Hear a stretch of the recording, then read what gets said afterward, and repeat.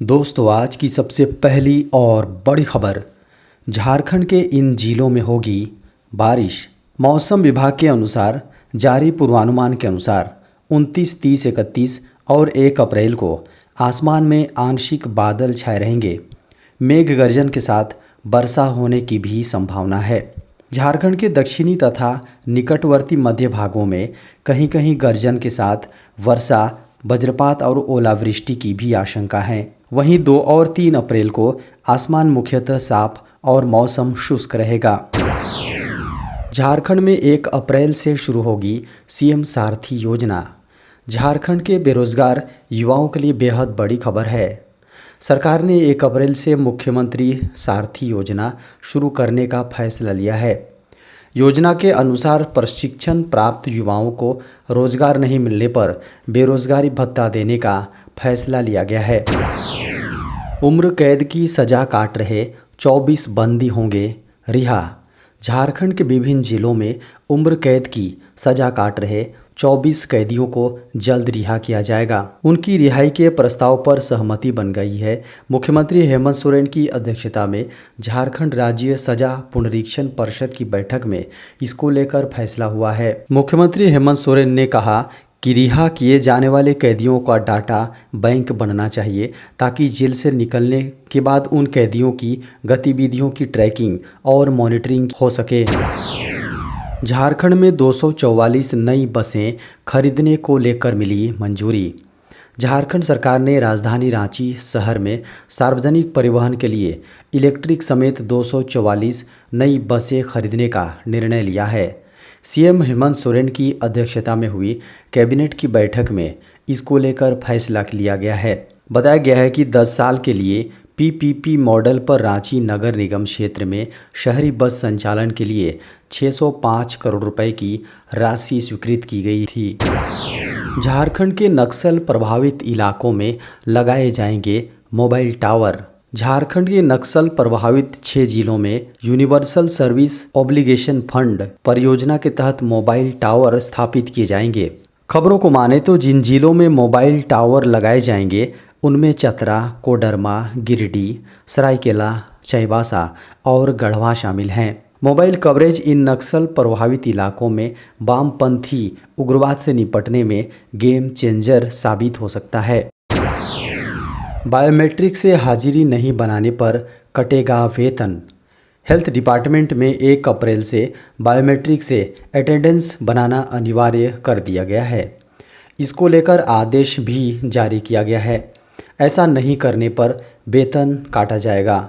जारी आदेश में कहा गया है कि 1 अप्रैल से अस्पताल में के सभी डॉक्टर, नर्स व अन्य कर्मचारियों को बायोमेट्रिक सिस्टम से हाजिरी बनानी होगी।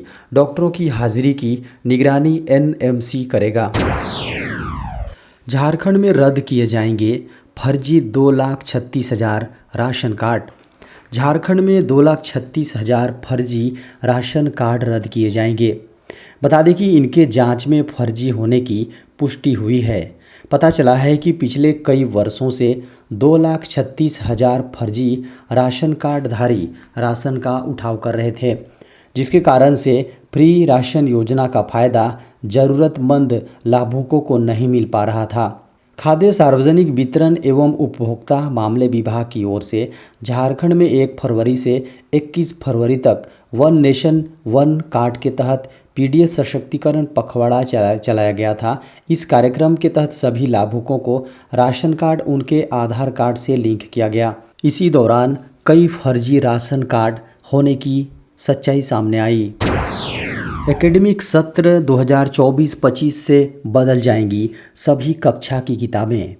देश में अगले साल यानी एकेडमिक ईयर 2024-25 से सभी कक्षा की किताबें बदल सकती हैं। किताबों में होने वाला ये बदलाव पहली से लेकर 12वीं तक के लिए होगा। शिक्षा मंत्रालय 2024 तक नए नेशनल करिकुलम फ्रेमवर्क यानी एनसीएफ के तहत सभी कक्षा के लिए नई किताबों को लाने की योजना बना रही है। इन किताबों को क्षेत्रीय भाषाओं में तो उपलब्ध कराया ही जाएगा, साथ ही साथ इन्हें डिजिटल प्लेटफॉर्म पर भी पढ़ा जा सकेगा। खबरों को माने तो नई किताबें छात्रों की क्षमता के आधार पर जहां आधार वाली होंगी, इनमें अधिक से अधिक जोर एक्टिविटी पर दिया जाएगा। बताया गया है कि इन किताबों को तैयार करने वाले national council of educational research and training को कहा गया है कि वो क्षमता आधारित अप्रोच को अपनाएं ताकि छात्रों को अधिक से अधिक सोचे और सीखे हुए कॉन्सेप्ट का इस्तेमाल कर सकें। पैन आधार लिंक कराने की बढ़ी डेडलाइन। सरकार ने पैन कार्ड और आधार कार्ड को आपस में लिंक करना अनिवार्य बना दिया है। जिन भी लोगों ने अभी तक इन दोनों ही सबसे ज़रूरी दस्तावेजों को आपस में लिंक नहीं कराया है, उनको इसे तुरंत लिंक करा लेना भी ज़रूरी है। अगर आप ऐसा नहीं करते हैं तो आपको इसके लिए नुकसान भी झेलने होंगे। हालांकि इसी बीच सरकार ने ऐसे लोगों को जिन्होंने अभी तक आधार पैन को लिंक नहीं किया है, एक राहत भरी खबर दी है। दरअसल राहत भरी खबर यह है कि सरकार ने आधार पैन लिंक की डेडलाइन को आगे बढ़ा दिया है। वित्त मंत्रालय ने 28 मार्च को जारी की गई एक विज्ञप्ति में बताया है कि आधार पैन लिंक की डेडलाइन को आगे बढ़ा दिया गया है। पहले इसकी आखिरी तारीख 31 मार्च 2023 थी, पर अब इसे आगे बढ़ा दिया गया है। वित्त मंत्रालय की ओर से यह ऐलान डेडलाइन बीतने से ठीक 3 दिन पहले किया गया है। अब आप 30 जून 2023 तक अपने पैन को आधार से लिंक कर पाएंगे। हालांकि अभी भी आपको इसके लिए 1000 रुपये का जुर्माना देना ही होगा। मिडिल क्लास को मिलेगा एक और गिफ्ट, सरकार कर रही तैयारी। भारत सरकार चुनाव से पहले मिडिल क्लास वालों के लिए नई सौगात लाने वाली है, जिस आयुष्मान भारत योजना में अभी तक केवल गरीबी रेखा के नीचे के लोगों के लिए स्वास्थ्य कवर किया जाता है, अब उसमें मिडिल क्लास के लोगों को भी शामिल किया जाएगा। सरकार इसके लिए आयुष्मान भारत 2.0 वर्जन तैयार कर रही है। इससे भारत के 40 करोड़ लोगों को राहत मिलेगी। खबरों को माने तो आयुष्मान भारत योजना की तर्ज पर नई योजना को लागू करने में लगने वाले खर्च और चुनौतियों को ध्यान में रखते हुए विभिन्न विकल्पों की अभी जांच चल रही है। यदि ऐसा होता है तो यह इनकम टैक्स में राहत देने के बाद मिडिल क्लास के लिए सरकार की ओर से दूसरा गिफ्ट साबित हो सकता है। खबरों में बताया गया है कि सरकार की इस नई आयुष्मान भारत 2.0 वर्जन में पहले की तरह ही 5 लाख रुपए के कवरेज देने पर बात चल रही है।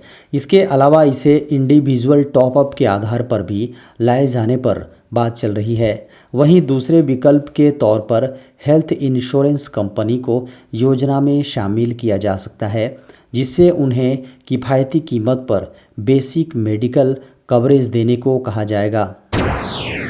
देश में कोरोना वायरस के मिले 1573 नए मामले।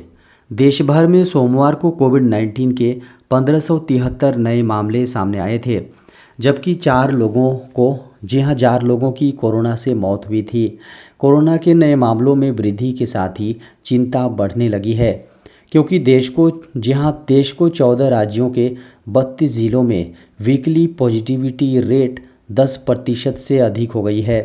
इसके बाद एक्सपर्ट्स ने लोगों को सावधान रहने और मास्क लगाने के साथ ही सोशल डिस्टेंसिंग का पालन करने की सलाह दी है। देश के 32 जिलों में वीकली पॉजिटिविटी रेट 10% से ज़्यादा हो गई है और 2 सप्ताह में ये आंकड़ा 3.5 गुना बढ़ गया है। खबरों को माने तो 2 सप्ताह पहले केवल 9 जिलों में वीकली पॉजिटिविटी रेट 10% था। 2 सप्ताह पहले 8 जिलों के 15 जिलों में वीकली पॉजिटिविटी रेट 5 से 10% था। अब उनकी भी संख्या बढ़ गई है और अब 19 राज्यों व केंद्र शासित प्रदेशों के 63 जिलों में पॉजिटिविटी रेट 5 से 10% हो गया है। देश भर के 9000 सरकारी विद्यालय होंगे अपग्रेड। प्रधानमंत्री स्कूल फॉर राइजिंग इंडिया यानी PM श्री के लिए देश भर से लगभग 9000 स्कूलों को शॉर्ट लिस्ट किया गया है। इनमें केंद्रीय विद्यालय और नवोदय विद्यालय भी शामिल थे, जो आवेदन करने के योग्य पाए गए थे। केंद्रीय शिक्षा मंत्रालय की ओर से जल्द ही चयनित स्कूलों के नाम जारी किए जाएंगे। खबरों को माने तो उनका मूल्यांकन 6 व्यापक मापदंडों के आधार पर किया गया। पाठ्यक्रम, शिक्षा शास्त्र और मूल्यांकन, पहुंच और बुनियादी ढांचा, लैंगिक समानता, प्रबंधन, निगरानी, शासन और लाभार्थी संतुष्टि आदि मानक शामिल हुए थे। योजना के लिए शॉर्टलिस्ट किए गए 9000 स्कूलों के नामों की लिस्ट जल्द ही जारी की जाएगी।